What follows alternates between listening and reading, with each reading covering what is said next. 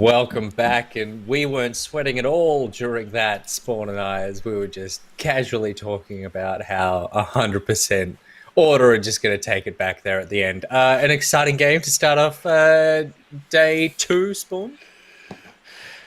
Exciting is one way to put it. Actually, in my team chat, they just said that if the game finished at 10 minutes, we would be pushing G to win World Semi-Finals. And the problem is, boys, is that the game doesn't finish at 10 minutes. And you got to close out a game. And I think this is kind of a recurrent theme for Order. And it's one that I'm certainly being very aware of since that first throw versus Legacy. If you cast your mind back all the way to week 1, is that Order do not look comfortable with the lead. Juves on his stream yesterday actually said your team looks better when they're playing from behind. So just so often being caught in side lanes, not looking for that 5v5 team fight, taking a 50-50 smite.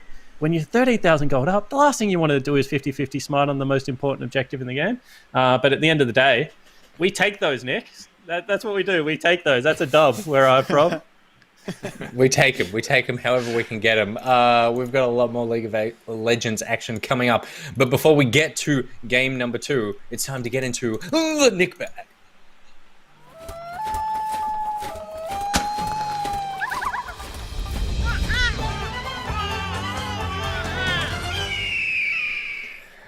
The opening titles give it away. The Nick Bag, of course, is the segment where during this quarantine period, we just drop children off at random houses to make sure that they can be looked after and keep you entertained throughout this ever worsening situation. If you don't abandon your kids, how do you ever play Animal Crossing, Nick? That's a real question. If they're just always around, how do you Animal Crossing during the day? I will say that this morning I introduced Banjo to his very first video game, and it was Animal Crossing, and he was so delighted. So delighted. I think I made a huge mistake. Our first question comes in from Beverly Ann, who says, who has the worst setup on cam at home? You guys are doing great. Keep safe out there. So I'm going to read this as who has the worst, like the most hodgepodge put together setup. Because obviously this all came about relatively quickly. Rusty, what are you looking at there? What part of the setup? Like I have a microphone with like I've got the worst mic for sure. Like a static mic with an arm on it and everything. That's pretty fancy, right? I think that's the thing good. that makes me look the least professional would be the headset. Like if I could not wear it, I think it would look generally better. But we're going full gamer spec. Yeah, I'm not sure. What other aspects are we talking about? Yeah, well, I cast my. I'll let Sport go because he says his is the worst. But I do remember that Skimmy yesterday just had his microphone sitting on his table, like the actual microphone just laid on the table, literally on my table. You know, it's actually really funny because Beverly Ann's actually one of my real life mates, right? And before this gig, we actually used to cast together. So it's actually kind of funny because now when he actually hops on Discord with us, his setup sucks. Like, if you want ASMR, obviously you tune into Rusty. It goes left ear, right ear, maybe even middle ear. Who knows? But if you want to hear like a Western ASMR mukbang stream, the guy's like, I'm like, just mute your mic, bro, please. So it's actually funny that he has the audacity, I guess, to ask us. I have over-indexed in the background, but my actual gear, I think, is the worst. Obviously, Logi, if you want to throw me a new microphone or something like that, I would appreciate it. But I think I got the worst mic out of everyone. I'm not going to name names on brands. It is not one of my sponsors, so I won't do that. But I think everyone else has got a studio quality microphone, be them of varying degrees, and I don't. So I'm letting the team down a little bit. This is obviously not normally where I play my video games, so I sort of put this together as a quiet place so that I didn't just take over the entire living room. My setup's fine. I got a monitor, big whatever. Oh, sorry. We have a question up the back. You have a question. Yeah. I just want to get this straight. This isn't the bedroom you normally sleep in. This isn't the computer you normally play video games on. This isn't the microphone you normally use to do broadcast. Nick, how rich are you? How much shit Shut have you got up. in your life that No. you can just put together a makeshift studio in a spare bedroom in your house? Spawn. You realize he's actually in an IKEA showroom right now. He's just. It's true. It's He's true. just taken over. The place is empty. He owns an Lockdown. IKEA. Skimmy, this Yeah, is worse. the guy's a Who owns an baller. IKEA? I'm actually looking at He's one of got so those much big money. white. This monitor is actually just one of those like cardboard widescreen monitors that you see at IKEA. No, my point was that I didn't have a stand for my laptop to sit on, so it is sitting on a stack of D&D fifth edition starter set, monster manual, and player's handbook. They are so there you go. expensive. He's even got a spare set of D&D manual that's that fair. he can put his Shut laptop up! on. Shut up! Wait, My God. Nick, where's the My toilet paper God. flex? If we're gonna just pad your ego, let's show us how much TP you got as well, mate. So I didn't want to do that because I thought it would be in bad taste. Is it in bad taste? I feel like it's in bad taste if I just like display the toilet paper when other people don't have any. Is that in bad It'll taste? be It is put in on bad that. taste. Yeah, Yeah, it'll be it's probably put on definitely that bad Twitter taste.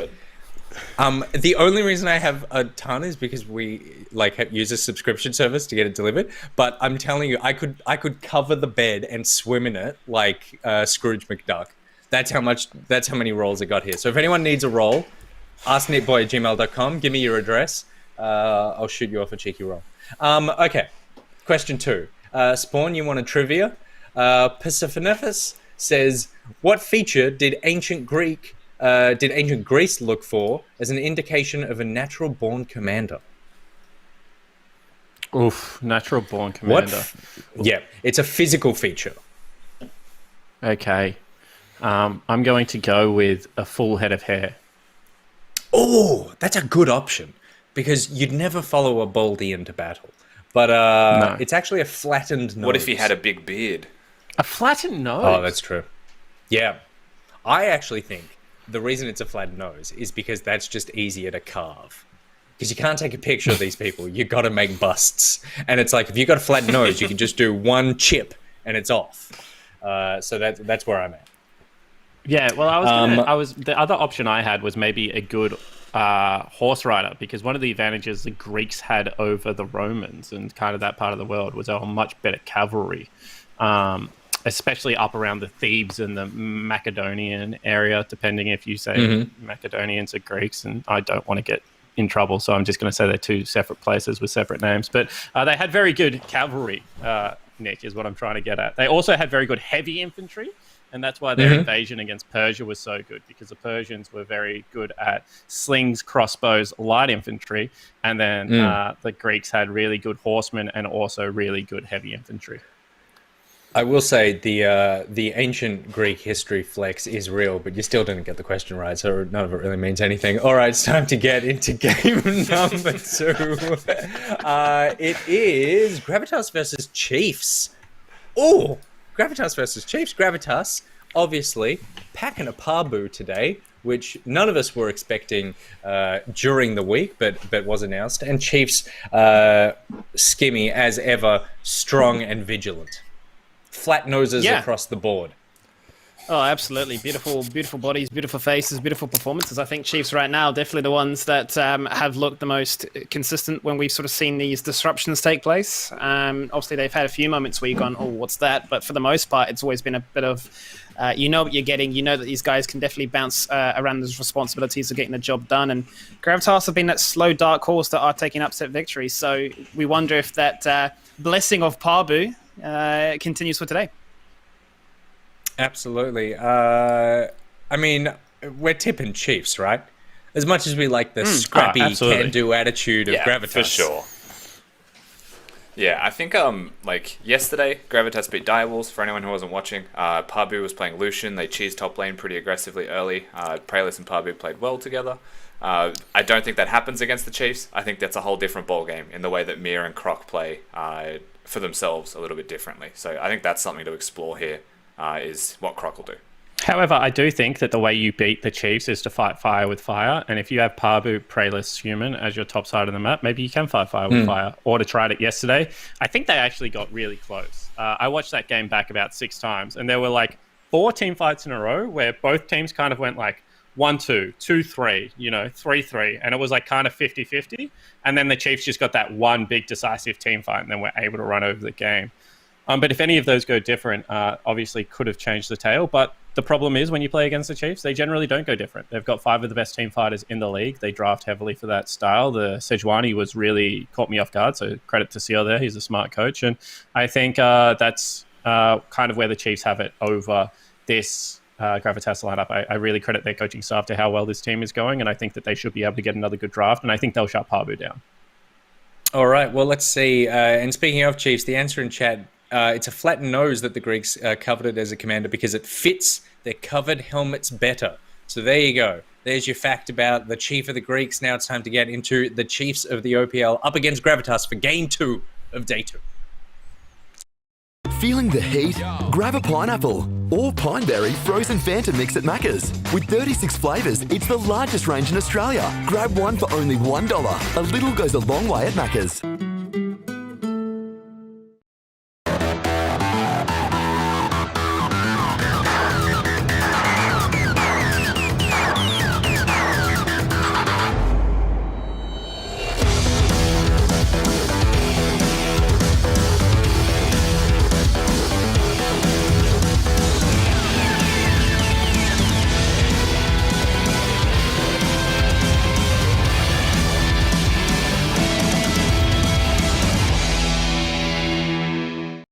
Our second game of the day has, once again, big implications. We already discussed that the top 3 is secure, but Chiefs will be playing for that seeding, be it first to third. Gravitas still have a chance at making it into that top 5 for playoffs, so if they can get another upset today, like they did over Direwolves, you know, it definitely does spoil the easy run that some of these teams already in 4th and 5th will be looking at. Yeah, absolutely. Gravitas currently in 7th place, but one more win actually puts them in tied place with 5th with AV and Pentanet. So well and truly in the race right now is Gravitas if they get this upset win, whereas the Chiefs, if they win this game, are tied with Legacy in 1st place. So that's obviously a very important thing for them to have to try and keep themselves in that running for 1st place as we move to playoffs. Well, we're not going to get to see Yuumi again this time around. Gravitas are going to go for a strong denial towards those AD carries. You'd imagine they may just leave Misfortune up as a result. And we've seen how confident Katsuri is on it. It becomes a little bit redundant of the amount of times that we keep mentioning it. Jarvan is taken away by the Chiefs here, so I don't want any sort of combination between the likes of a Lysandra like we saw them do yesterday, where Seaman just popped off, he found a lead, and he just no signs of slowing down on that. Final ban will be that Wukong, and yeah, Misfortune locked in. Yeah. Sign of respect here from Gravitas as well, banning that Wukong away from Tian and presumably Claire. You know, both players love their carries, so they're going to get rid of that one. And Pabu to be banning that away is a sure sign that he knows that they're playing those champions, because I'm sure he would jump straight on the Wukong if he could, with no hesitation. As you mentioned, the Aphelios bans Misfortune lock-in. It does make a lot of sense. We'll have to see where Gravitas choose to go on the opposing side with what is already the Varus locked in. There are alternate universes where the Varus is a mid lane lethality champion, but I think right now you're looking at like a Varus Braum probably in the first 3. Interesting to see where they decide to go with this one. I'm still curious to see what Pabu has up his sleeves. He's definitely been quite vocal on social media about, look, I can play John on top of need be. I'll go Zilean, I'll do whatever I need to really fit in here. I suppose there's a world in which there is solo queue and then there's maybe competitive, and the coaching staff saying, please, Pabu, keep that for social, farm your likes, but we actually want to get some dubs here. Chief's going to rock on with the front tank line that really, it did wonders yesterday. Ornn and Braum, it worked so well yesterday, why not do it again? Yeah, absolutely. And so, like, you see the Varus, you know, Varus couples very well with Braum, but now you have to look at the Braum on the other side and say, what are you going to play into it? Is it like a Morgana? Varus Morgana into the Braum, pretty decent laning phase. But of course we're not going to see that just yet. Gravitas choose to go for a solo laner here. The Aurelia can flex between both lanes. It might be that they wanted to match the Ornn wherever he chooses to go. Yesterday we also saw the Sylas into the Ornn. So, you know, a lot of possibilities still there for Gravitas after their first 3 picks. Yeah, definitely not going to reveal too much at this stage, except the fact that we know it's going to be a jungle Olaf. I don't think we've seen anybody except Chippies and Direwolves go for the top Olaf just yet, so don't imagine to see anything change just yet unless Pabu wants to keep diving into that bag of tricks. Lee Sin is going to be denied, so a little bit more targeting towards Crop there to see what else he has up his sleeve, and, you know, pretty impressive with that Sejuani yesterday. Yeah, definitely. Of course, you can see that with the Lee Sin, most likely will be another jungler, depending on where they want to go here. Because, you know, Croc has his specific jungle champions that Praelus may not want to share in, such as the Nidalee that was just taken away. Whereas on the opposing side, Chiefs, they've gotten rid of one support already. They could consider another. But it depends on how much they know about Trashley and what he'd be willing to play into what is already the bottom lane matchup locked in there.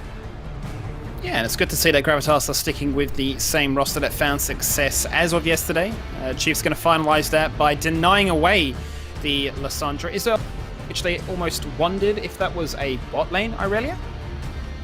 I mean, those are the... Probably not. Let's just go with no. You wouldn't expect it. It'd be a big surprise if that was going to happen, given that the Varus was already there. But, you know, highlighted the Varus could be a pokey champion. I wouldn't play the Varus mid against an Ornn Braum, though, Skimmy. Probably a bad time. What are going to lock in place with the Fresh instead? Obviously some solid engage, the ability to lock people in place with the box too. And when you've got a composition that wants to get in your face and lock members in place with the Varusol too, that'll definitely add to that assistance. What are we going to see now Claire decide to go for in that matchup? It's hovering to LeBlanc at the moment. Yeah, LeBlanc's possible. You probably want a physical jungler with it. It's something like a Rek'Sai could be pretty good. This actually would work as well, the current hover of the Graves.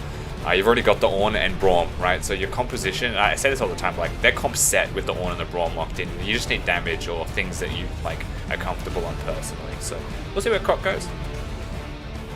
May just look to go for this Graves here, which, as you say, will give them a mobility, the ability to chase members down and definitely lock these members of Gravitas in place. I think Smokescreen will come in quite handy when they want to get in your face and will do wonders against a Ragnarok. Obviously, you can't see him, but you can always blind him. Can't see anything. Nothing going to stop that Ornn ultimate in this draft available either, unless they go for a Yasuo mid lane perhaps and put that Aurelia in top lane. They know what their matchups are going to be though with the Aurelia locked in, so Gravitas can choose accordingly. And it seems like the Sylas that we mentioned earlier, that we saw yesterday against the Ornn, is going to be locked in again. Most likely, I want to say, in the hands of Parbu top lane into Tien's Ornn. But at the same time, I can't say for certain. Where do we go with this one? What do we think about the fact that you're playing almost a skill matchup into Korea CK? The guy's been very, very capable with his mechanics. So, you know, going for a little bit more of a defensive, protect my carry style, but I'm sure he's going to be quite capable and confident going up against this matchup here. It's not a full skilled matchup, really. You know, it's a Braum who's going to be pretty defensive. He's even gone for the exhaust in his build, so it's clear to me that they're not playing too hard to go for kills unless their jungler is nearby or their mid laner pressures and comes down there to help out. I think for Gravitas, though, having Varus and Thresh at level 6, their kill threat grows very high, and Prayers need only look to the area to find opportunities for those kills. So that's the place for me. Definitely on Gravitas' side that I'd be looking. Can they make plays down in bot lane? And I guess that is where I wouldn't say skill matchup, but skill check 100% comes into play there for both teams. And do we feel, I suppose, confident with how beefy Gravitas is to sustain in these team fights? The ability to obviously access that backline, given that Chiefs have a fair bit of protection, that Olaf and Irelia can get in there, do their job, and Sylas can survive long enough. I mean, who is his ideal target really to steal the ultimate away from? Are you just thinking it's the Ornn by default again? Yeah, Ornn's usually the best one, but there is already a Braum on that team, right? So maybe not always the Ornn, but even last night, when we saw this very similar thing, right, where it was Hayri playing the Sylas into an Ornn Braum, a lot of those ults were getting through. So yeah, I think that's always just the best one. Who was the jungler again? It was Graves.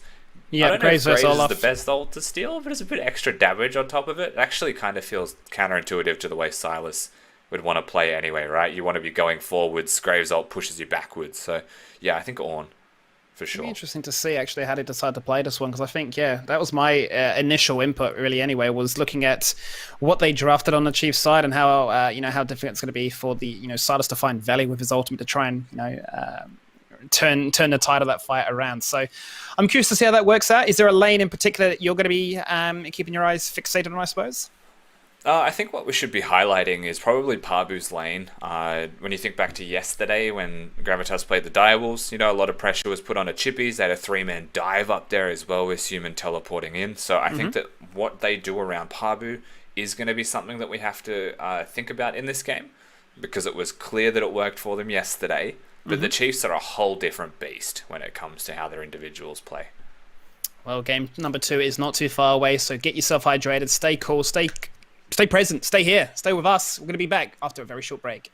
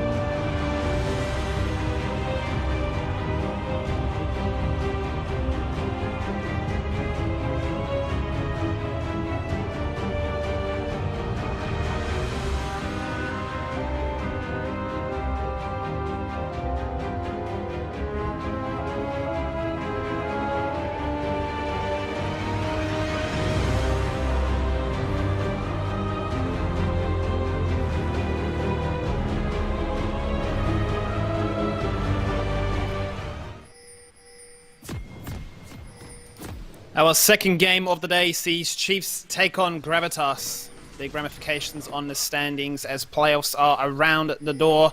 Chiefs looking to obviously secure themselves in the best possible seed in that top 3, whilst Gravitas are looking to edge themselves into that 5th spot, Rusty.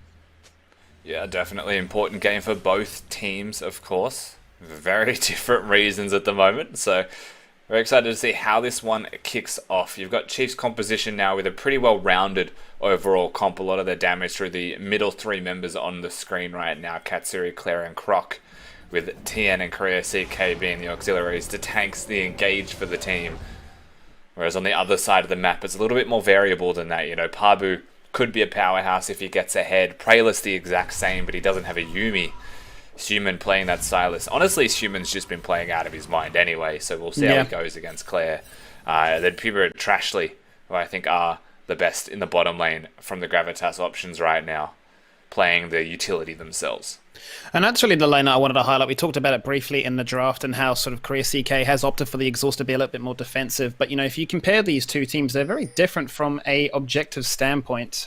You know, the Chiefs 70% of the time are getting the Dragons and the Herald in the game. So they are dominating from an objective standpoint. You know, you compare that to Gravitas, you know, 38% of the time they're getting Drakes. So given that they're in a situation where they have the entrance to Drake a little bit easy, if they can try and get themselves ahead and really force Chiefs to be defensive, potentially they can build a lead up and try and find in multiple avenues to give themselves a lead that may be the tipping point here. Yeah, I mean, snowballing is something that's very possible with their composition. There is still obviously the risk of being outscaled, something that the Chiefs have done even from significant deficits, is just play slow. Croc now actively hunting for Prayless as he just throws his axe to Narnia. Fights on. This is pretty rowdy for a level 2 start. We haven't seen one of these in a very long time. It's going to force a response from the mid lane as Claire may be the first one to get there as flashes coming out from both junglers, duking towards their mid laners. Who's going to get their tier off up? It's going to be a first blood favouring Gravitas there, but it is a 1-for-1 trade. Both junglers falling on down. Human. Laner's going to pick up those double buffs. Yeah, he may take this trade. He's level 2. He's got the red buff. He's going to keep hunting. The true damage, the slow, going to force out another flash. And if you want Pubba to get ahead, if you're going to assist him with that summoner advantage now. Yeah, massively. Top lane, actually, just the CS alone, right? The time spent there, the experience lead. Finds himself in a very good position for himself. Prayless, while he unfortunately didn't get the camp in the Smite battle, didn't get the kill in the follow-up fights that happened as well. He's still an Olaf, so he'll be okay in the reset on the jungle camps. For me, it is still Human and Pabu, the solo laners, that find themselves the leads. Not a bad opening start there, Rusty. As you say, you find that gold goes onto the Silas that, well, we've seen what happens when Seaman has these resources given to him. He's shown a level-headed bit of consistency right now. With that red buff, Croc's going to show his face, wants to claim that back to continue his jungle pathing, but Prayless is waiting in the rings. He's not going to reveal himself just yet. Surprise, surprise, here I am! Claire forced to burn that flash away. Olaf down low, gets nearsighted by that smoke screen. They find one, they collapse to find a second. The chains don't land, but at least they get something on the boards. Yeah, Prayless is pretty weak at the moment. There was a cute little bait attempt there by Gravitas. You know, Human sitting there, Prayless just behind the wall in fog. But the second they see him, they're going to take him down. You know, an extra longsword with the pockets of Croc. He was the recipient of the kills. He had a red buff that he just took from his own camps, and so a little bit too strong there, unfortunately. Well, the idea was nice. Is keen just to fight. The guy doesn't care about going for these farms right now. He's looking to do some damage. He's looking to bully Pabu out of this lane. Goes to the reload on that pump shotgun. There's a lot of assistance there to get Tien back in this lane. Because, yeah, 28 CS to 7, Rusty. It's rough. Yeah, it's farming champs, not cams here, Mr. Croc, and he's doing what he can to keep his team in that. Like you mentioned, the difference between these laners was at risk of growing. But of course, mid has done quite well to get himself the CS from that trade, and then top lane, as you just saw, might help a little bit, at least to crash some waves in and give something into the pockets of Tan. As right now, not a lot to his name.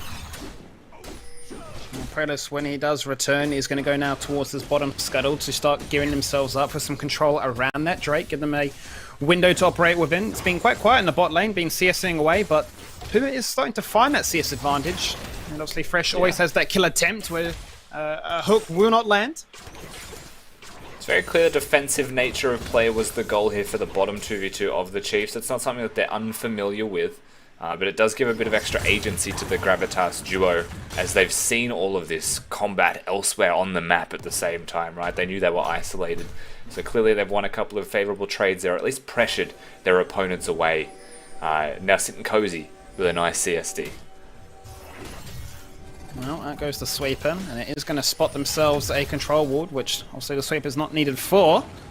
Croc's going to have the intuition to understand, well, what is going on? Going to drop a ward of his own here into the Drake pit. Yeah, it's a cute little look in there. I don't think they were ever looking to start the Drake, just because the bottom lane of Gravitas wants to reset. So actually just kind of forcing and baiting a control ward out of Croc is the end result, honestly. Reset's still going to go across. Wave, I think, crashed into bottom lane turret anyway, so it'll be resetting soon. Not bad. Not bad for Gravitas, but nothing really monetarily gained. Nice little No juke chains there. ever hitting mid, man. Well, that was kind of crazy, right? Because the chains connect, but he dashes away, so Claire not going to get traded on out for free. Utilizing those spells pretty effectively.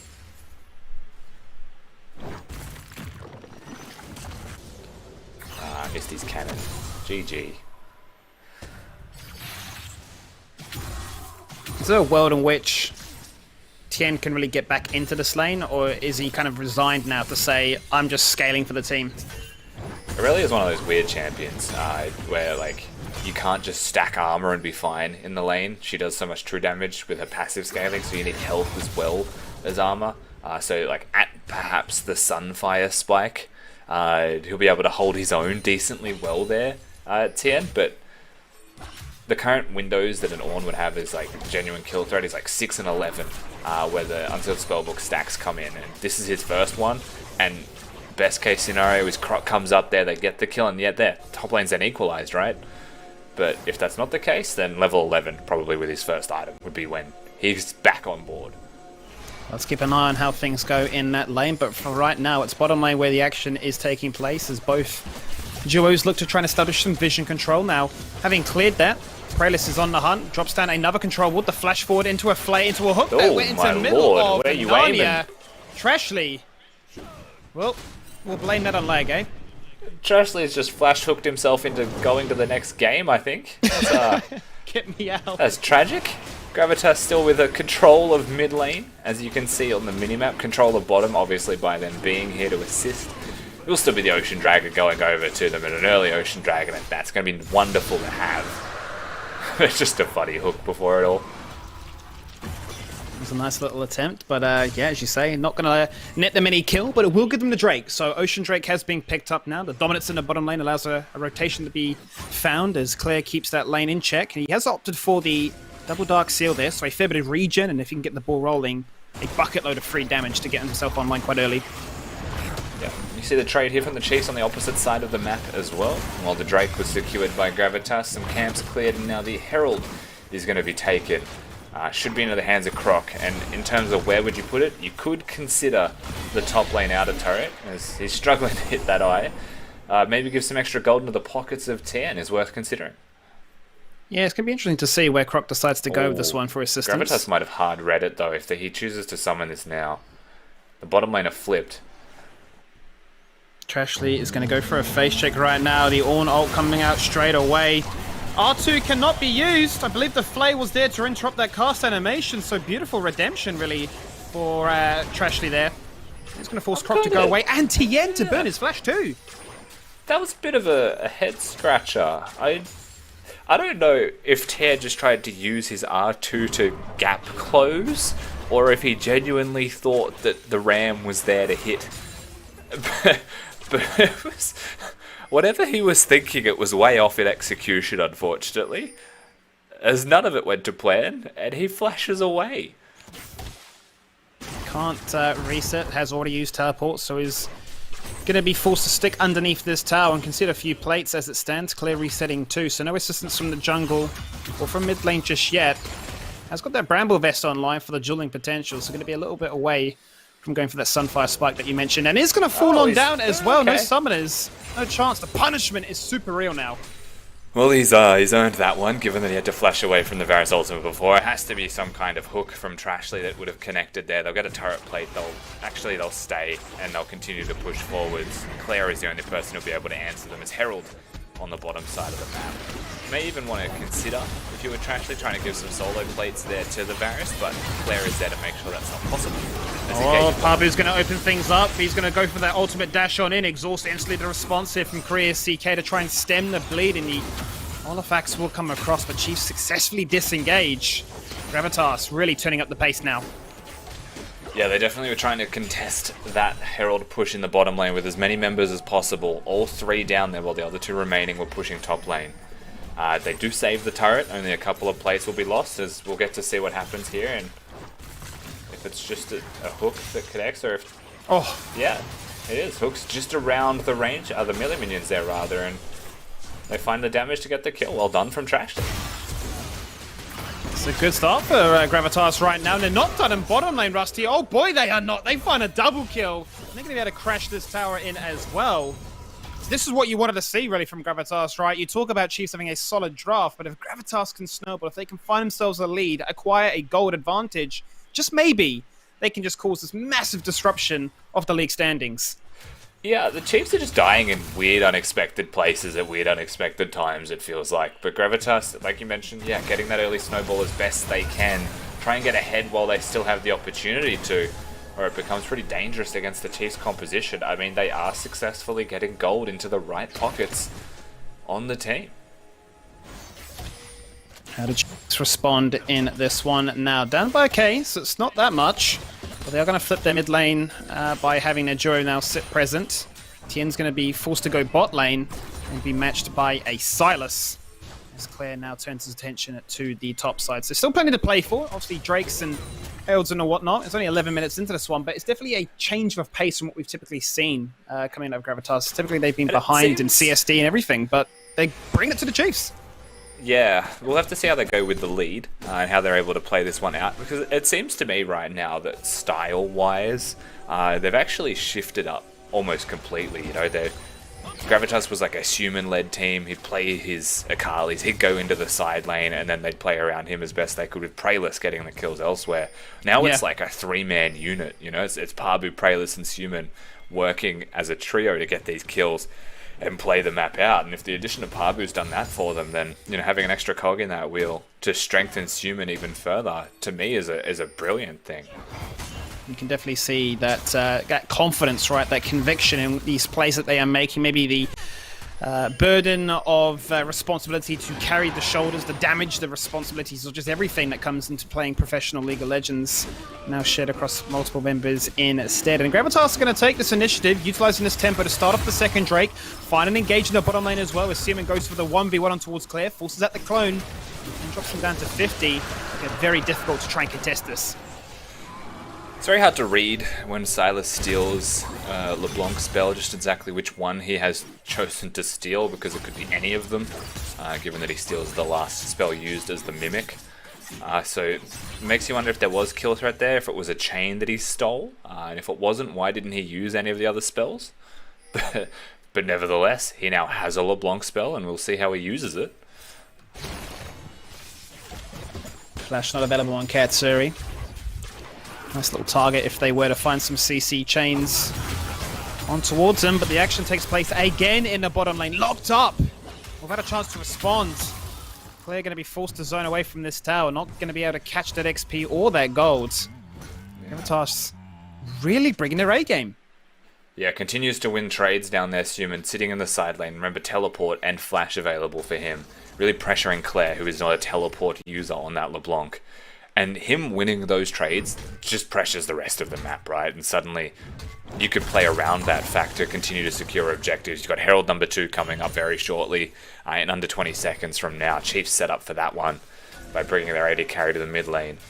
But Suman is the teleport user, who's now about to plant his feet bottom lane. So if Chiefs don't take this, or like start this on spawn and bring something about, then the opportunities grow for Gravitas. So correct move here from Chiefs, playing with the limited time that they have to see what they can make happen. Let's see what they can make happen. They are going to start the Herald, as you're already listed. Suman is still pushing bot lane with teleport available. Claire goes for the 1v1. Dropping Permit very low, using that ignite, getting the electric proc off as well. TP does get forced on out. Runs. Well, there you go. Mistake from Gravitas, really. Puma gets chunked out. It was well done from Claire, but Human teleports in. Maybe to defend his AD carry, but now he doesn't have that advantage. And Claire just had to chunk Puma out for that one, and they just disengaged from the objective. Plates in bot lane, or sorry, turret damage in bot lane, definitely would have been the trade that they were after. Pabu now going to be able to freely roam and rotate to help out his team as he pushes in and keeps TN locked in place. Most of these members are now going to turn their attention towards the bottom lane. And it's going to be a very early summon here by Croc. Just, look, we need to get something on the board. We need to find the first tower, get ourselves a swing of balance here in this gold. Yeah, this turret, we'll see how they contest it. It's a very risky place to be if you were this Silas. Not knowing where the rest of them are, and your jungler and Prelith on that Olaf is leaving to the other side of the map. So that turret just goes down. Now Chiefs are going to play with their food a little bit more. They're going to bring Croc back down here and Korea CK and say one charge was not enough. And so we're going to make sure that we get the second one on. And very well done from them to get some extra objective damage. Very well done indeed. And the gold, most importantly, going across to Croc with the soul kills so far on this Chiefs lineup, as well as being given to Claire too. So allowing these guys to get themselves online, start looking for those 1v1 potentials. He's already doing so much damage to try and take out Puma. So if he can get that one shot online, make it a 4v5, then this gold difference that is still very close can be even out. But we're starting to see items being completed. Protobelt now online here for Seaman. So the gold is definitely neck and neck in that mid lane. And it's a hard thing to say here if you were Gravitas. Like, they still have a lot of damage, particularly as the game progresses. You know, that split pushing Aurelia build will be significant at all times, but I worry for them if the gold stays dead even as the game continues to scale. The Ornn Braum execution, very easy to do. Misfortune, not very easy. And LeBlanc set up in conditions where the rest of the team want to be sieging is ideal. So Gravitas, I would say, probably want to continue to extend this gold lead as best they can right now while there's no pressure on them. But it feels like the Chiefs have been tracking these side lanes very well. Croc doing it once again. Tian's going to look for it this time. There's no CC to prevent that R2 going off. The stun goes out from Aurelia, buying time for somebody to rock on up, but there's nobody coming, Pabu. Run like the wind. Croc finds a triple. He's got 3 to his name right now. Plenty of golds to influence these lanes. Yeah, easy kill, no pressure, able to be traded on the other sides of the map. Mid lane wave is pushed in, but that's all they're able to get from that one. They're not going to put any damage onto the turret. Drake is up in 25 seconds as well, so good timing there on just showing up to the side lane unsuspected. Pabu goes down as they took that. Trashly, very adventurous engage there, my friend. He's forced a flash on that. The punishment is real. Bullet time to secure it. Stopwatch comes out. Sala stealing that Braum ult to try and disengage. The damage is done, and Trashly pays the ultimate price. Yeah, a couple slices short of a loaf there with that one. It's like the setup is fine, the ideas are fine, and Gravitas are failing a little bit on just the individual execution. I think taking skill checks against the Chiefs like that, following that Q through, of course they're gonna fight you for it. It's a Braum. You've just come into his territory, man.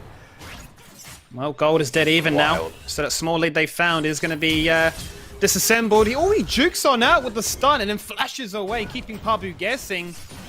The mobility will be crucial here, and Pabu's going to give that one up. Fancy footwork. Still significant damage, though, from Pabu being put down. Now Human needs to be careful as Croc, once again, with Binary Crab Tears top lane. Oh, numbers against them. It is indeed. It's going to be a 3v2. They're going to look to try and get the shutdown on towards Croc, but the guy has so much mobility. Quick. He's got phase rush, he's got a flash, he's got a disengage, and he's out of hill. Very quick phase rush saving is Bacon there. Of course, another flash used, though. Another flash forced. It's worth noting by Gravitas. The question is, what can they do with these summoner spells that they are forced away from their opponents? Can they hit those Thresh Hooks or Varus ultimates to turn them into kills, to turn them into monetary advantages? Because they definitely want that as fast as possible.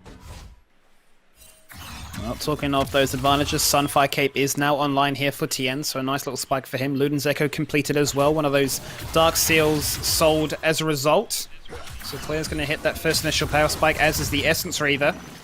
But the attack speed and life leech that comes out of a Varus build is also starting to be met there with the Blade of the Rune King now. Double on that team. Plenty of mobility and slowing potential. One ultimate, just gonna Miss. And that was a Safari jungle right there, wasn't it? Spectate these, these Ornhorn rhinos just galloping through the Amazon forest. I don't even know where I'm going with this one. This next one's going to hit you. That was a warding shot. Oh, it's Here going to be it the comes. response. Silas shows him how to use it. He's not going to go for the R2, though. Out comes the Lantern. The Disengage is there. Top lane. A friendly wave between two teams. Yeah, it's a lot of playing with fire, a lot of tempting fate. You know, these summoner spells that have been used before, if it results in kills, then fantastic. No one overcommitting themselves, just looking for these moments. Chiefs, though, get the inside track to mid lane from that skirmish, so at least some damage will go onto that mid lane outer turret, but not going to break it themselves. No more heralds to speak of either, as the Baron has spawned, so breaking these turrets is a much more delicate affair. Turret will be found. Will fall on down in the top lane. CS for the most part is dead even. Slight advantage in favor of Seaman, but you can definitely see between Croc and Parbu, they're the ones that are finding the advantages, able to really sort of exert their force in the map. If you look at their counterparts, at least 1,500 separates them. Yeah, that's it, right? Like, the CS difference is actually, it's noticeably there between solo laners. Praelis is a non-factor in a lot of this game from now on. I actually look forward to seeing his itemization choices. Black Cleaver maybe to, pull the swiper, so to speak, be able to amplify his team's damage is the most needed thing. As Claire, once again, just cops a beating and is able to get himself to safety because of Tan's teleport. But for me, it's like, where does Praelis go after that? Because maybe even like a stone plate build would be the way to go, just to stand in front. He's useless. He's not killing anyone. So, survive for as long as you can. I'm trying to remember what build Babbitt went when I think he went like 1 and 8. It was a rough game for his Knight's KDA. Vow. Yeah, he had wasn't it like Warmogs and everything just tanky? It was just like, look, I'm just a think utility jungle. I think he went like Knight's Vow Redemption or something. Like he went definitely support items. I need to know now. He was not played to do any damage. He was not having a fun time in that game, that's for certain. Let me see if I can find it. If we look through some of these older games, because I feel like, as you say, Black Cleaver looks like the build with the Ruby Crystal currently being worked towards. It should be easy to find if you just go to Google and you look up Legacies of Losses. There aren't many, so I'd have to imagine that's a pretty easy shout. I want to say it was when it went up against Gravitas, wasn't it? Let's do it right now. Let's have a look. We're doing this live. I see Hex Drinker and game. Warmogs. That was against Legacy. Against Gravitas when I had that loss. Yeah, fair enough. We've got fights in mid lane, Skimmy, while We you do. going. Nah, Misfortune Ultimate was used. Graves is on a rampage. Trashly is dead. There's a lot of I didn't gold actually right get now. to see how Trashly died, but that was very quick. Yeah, Croc is definitely from the get-go. I will be invaded on, I will find kills, and I will get these guys online. Gold is dead even again, but now you're starting to get that scary moment when Ornn hits the blacksmithing prowess that he can. Start buffing up the gang. Yeah, and I really like the Executioner's calling here, actually, though, from Croc. Disabling the healing of the rest of the team. He has a whole lot of AoE physical damage he'll be putting down anyway. Gets rid of the Olaf frontline tankiness with that Conqueror. Gets rid of the Silas frontline tankiness as well, because he's such a heal-based champion. And so, in terms of item spikes, this really does enable the rest of his team to power up massively. Double Infernal Drake now for Chiefs. They'll be able to get potentially 4 at this rate. The price that they are willing to take, sacrificing the initial 2. So it's a scary situation if you consider 4 of those, the soul and all the ornaments that will come with it. A rough early start that wasn't able to be really pushed much further here by Gravitas. There will be a fair bit of strength that Chiefs definitely have as a win condition to work towards. There you go. I can confirm for you now, Skimmy, that you were correct. He had a Warbox in that game, and then in his next game, which was also a loss, Babbitt went support items on the Jarvan. Had the Knight's Vow there, so there's a clear trend that we could note from that. Is it's very irrelevant to this game, but we'll see what Praelis chooses to do and if it becomes relevant. Yeah, it definitely seems like he's still working towards that Black Cleaver, but very starved of those resources. Only just upgrading it now to the CDR gem. But Baron now available. Baron has now spawned, but I don't see a world in which both of these teams are comfortable, especially with the jungle difference at the moment. 2-level jungle gap. Yeah, there's also a couple of other things, Skimmy, like no teleports. We'll have to hold that thought as Puma wants to take a 1v1. Ooh, one auto. Oh, burns out both those flashes there. Katsuri looking for the execute, Withers Q. Puma survives. Oh, and the fade away. Croc getting a shutdown. The man. Running with that final pick on Graves, doing the damage. Croc making himself 5-1 there. And so the thing that I was going to say is that both solo laners of the Chiefs don't have teleport. So in terms of lane setup right now, it's a good time to be Gravitas. You know, you could set up the 1-3-1, but your 3 has just suffered a casualty. So it's not that simple. Chiefs, they'll be able to kick off the Baron. It's at like 6k as we speak. Gravitas, they've got to get in there. Hook does not land as the Ornn ult comes on out, and that's Papu locking in 3 members right now, but he just gets obliterated. Katsuri makes light work of him. Brayla's going for the 1v1, but Claire deletes him as well. That's a double kill right now. Lantern to try and disengage, but Silas has had enough of it. He just wants to go in. Claire's looking for the 5-man ace, with Puma only now respawning from the fountain. The fight takes place. The Baron is now secure. And it's pretty crazy that that kill happened in mid lane in the first place with Puma going down, but look at what it does for the Chiefs. You know, you give them the snowball, you give them an opportunity, and he's just going to keep taking it. He's punishing. He is hard carrying this game right now, Rusty. He doesn't care about disengaging with the team. 4 members run away, he runs over the wall. God. I will get more. Croc is a fiend, man. He just walked into the face of Puma and said, your support belongs to me. Disengages with the ultimate they used to kill him earlier. Croc can't be stopped. We'll see this fight again as the Ornn comes in from the flank, and that was the go signal really. And Pabu, unfortunately for him, gets exhausted by Korea CK on that Braum, and really from that moment, stuck in a 1v3, exhausted, he was always going to go down. And then Croc and Katsuri, between them, just absurd amounts of damage to finish off that Baron. A rough situation there for Gravitas, going into that final sleep 4v5, but unable to work as a cohesive unit to find those moments. Pablo falling down first, and then Seaman in quick pursuit. The Chiefs will utilize this tempo now to find advantages in top and mid, and apply that Baron buff to those minions. Yeah, he just went back with a chain vest, Croc, finished the Guardian Angel almost outright, and has the Black Cleaver upgrade. All in one swing. He's just gone from bad to worse if you're a Gravitas fan. That's unstoppable. Multiple items ahead of Praelis, who only now also has completed that Black Cleaver too, so this turret will 4 fall levels down. ahead of him, and ahead of solo laners in experience. Absolutely. Like I say, this guy has been hard carrying this game, that is for sure. He's nuts. There's not many other junglers in the OPL that could even do this. Like, Croc has 1v9 games by himself, and to do that on one of the best teams in the league, one of the top 3 for certain, I mean, that's impressive. Well, only inhibitor turrets will now remain. Bottom tower is incredibly low. If Chiefs were to turn their attention towards that and clean house this rotation, keep Gravitas locked in place and have plenty of vision to understand where they may be going, because that Drake is up in 10 seconds, so they continue with this mid priority. Got pings towards the bot lane to get that lane wave prepped as well. Might see Croc go for a solo attempt on this one, as Gravitas are forced to respond to that tower siege. Yeah, no one really going to be able to stop this Drake from going down. 3 Infernals for the Chiefs. Soul point 4 Infernals. Infernals deep's going to be nuts if they ever hit that point. But that does mean 5 whole minutes with this strength. They've already got the Barra buff on them. We have to look at how Gravitas hold this game, to be honest, first. How do they hold this game right now? Are they going to look to try and force a fight right now? The Ornn is going to come on now. That's going to buy Chiefs a little bit of room to maneuver in to secure this inhibitor turret. They're always ready and waiting on the flank for the entrance out of that base, ready to keep these bruisers fiending, chafing at the bit, really.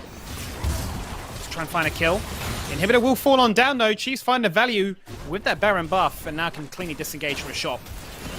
Yeah, and effectively Gravitas choose to stay in their game by sacrificing the inhibitor. They've acknowledged that they won't be able to stop their opponents, and they don't take the front on 5v5 that was being poised at by the Chiefs. So they'll sacrifice an inhibitor. Unfortunately, that is the furthest inhibitor away from the Baron buff itself, but with 2.5 minutes until Baron, that's actually just a lot of time to farm the wave.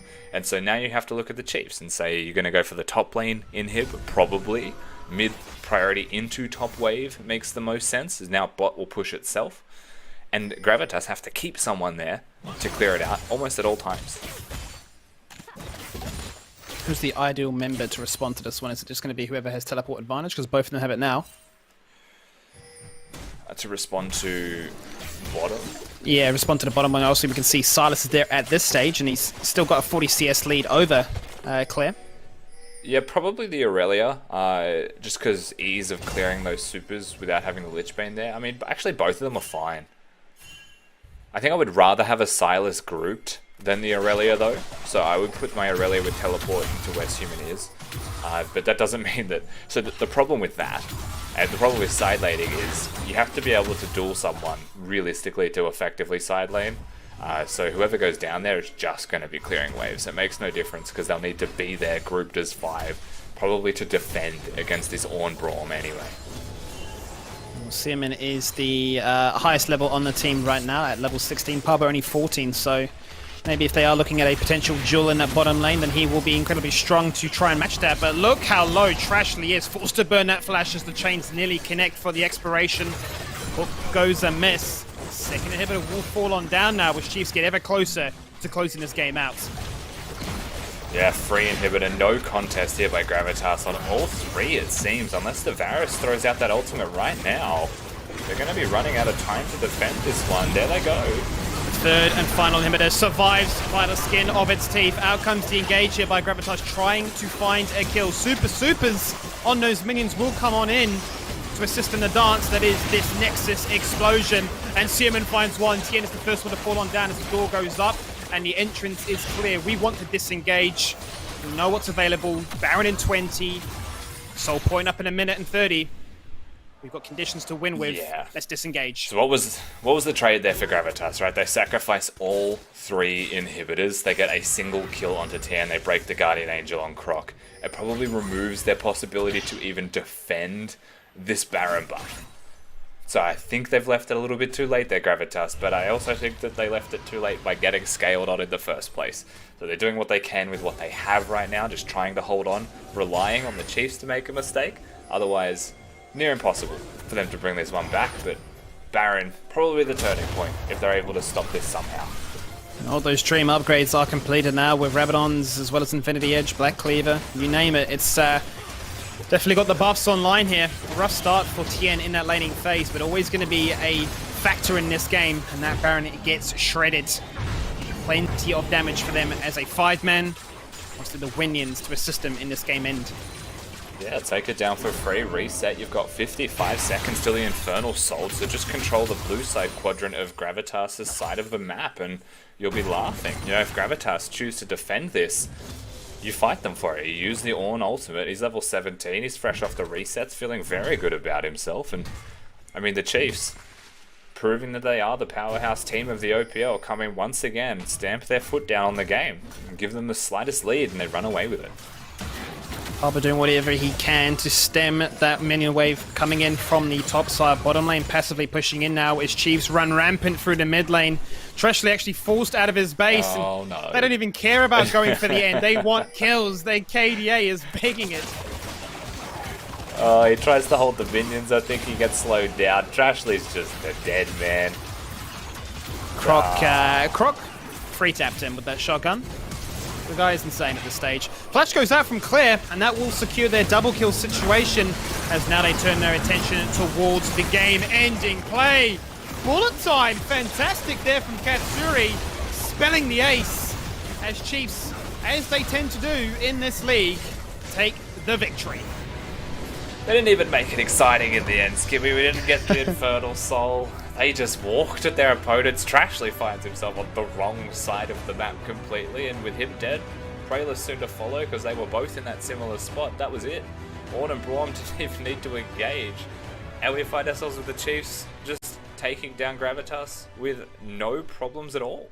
It was an interesting game, right? Because there was that window of let's try and get Parbo online, kind of like what we saw yesterday, and definitely there were some resources thrown at it, but when they had that first initiation of a gank attempt in bottom lane, Aurelia gets exhausted, the disengage attempt happens, you think that's it, they come back in, they get another kill, and you think this is looking quite good right now, but I think the fact that Prayless was just so damn far behind made it incredibly hard for them once Chiefs started to get going with those core items to, okay, can I contest a Baron, can I contest another Drake? And Croc, I mean, the guy was insane. He literally had a sign saying, stop, here's a white flag, take it.